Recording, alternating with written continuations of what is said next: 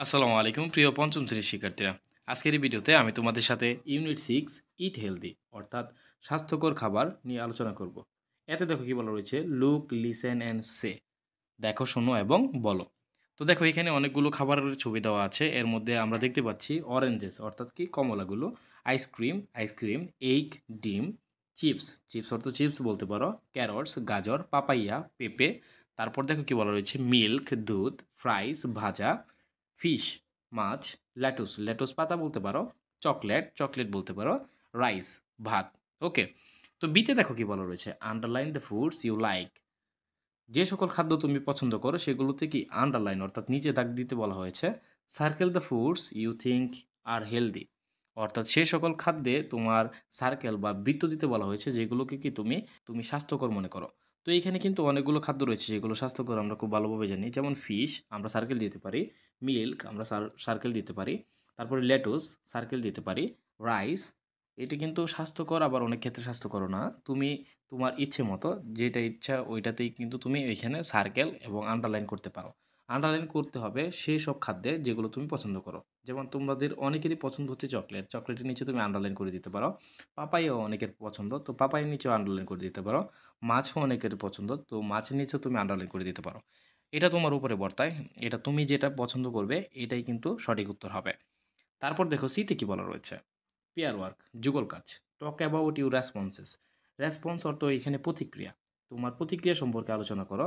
In activity B অর্থাৎ activity বিতে থাকা যে প্রতিক্রিয়াগুলো অর্থাৎ তুমি যে ছবিগুলো দেখেছ ওইগুলো থেকে তোমার প্রতিক্রিয়াটা ব্যক্ত করতে বলা হয়েছে। এটা আর আহামরি কিছু না, কিন্তু লেসন 2 এবং 3টা একটু বোঝার ব্যাপার। আশা করি তোমরা এটা খুব ভালোভাবে বুঝবে। আমি এটা আলোচনা করে দেখি। ডিতে দেখো কি বলা রয়েছে, লুক, রিড অ্যান্ড সে।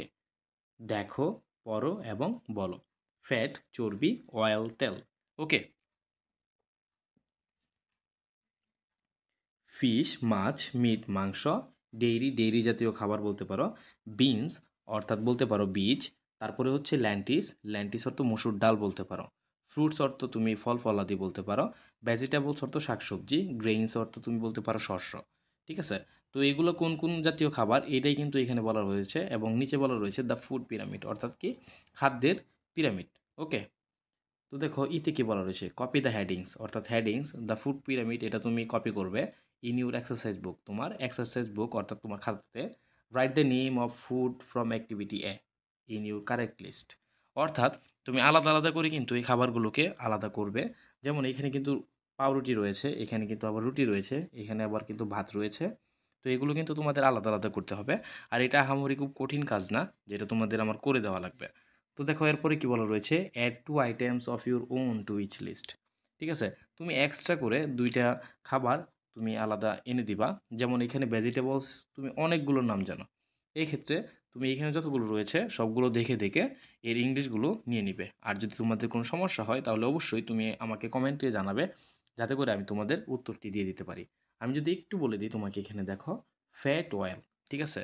তো ফ্যাট অয়েল চর্বি জাতীয় যে খাবারগুলা এবং তেল জাতীয় যে খাবারগুলা এগুলো তোমরা আরও দুইটা অ্যাড করবা, এটাই কিন্তু এখানে বলা হয়েছে।